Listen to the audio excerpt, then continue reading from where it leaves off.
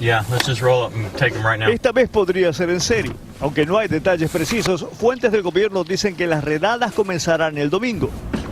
Grupos que defienden a los inmigrantes afirman que en algunas partes del país los arrestos ya habrían empezado. Hemos recibido más llamadas en todas las líneas de respuestas rápidas de que hay actividad de inmigración. Activistas dicen que en el norte de California ya han aumentado las detenciones y están alarmados porque, según ellos, inmigración está dificultando darle asistencia legal a los detenidos. Lo que estamos pidiendo nomás es que nos dan la chance de dar a la gente un abogado gratis, que es su derecho, tenerlo bajo la ley.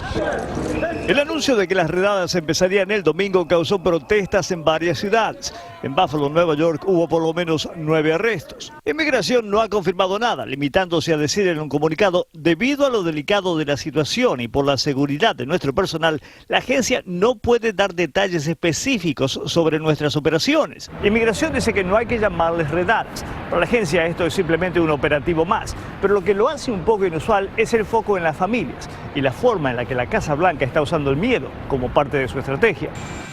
Una y otra vez el presidente ha dicho que deportarán a millones. Y aunque nadie piensa que esos números son realistas, millones de inmigrantes viven angustiados. Porque yo sé lo que es andar en la calle y a veces sentir el peligro de lo que la vayan a agarrar o que por los hijos más que todo. Tal vez uno, pues como sea, uno hace.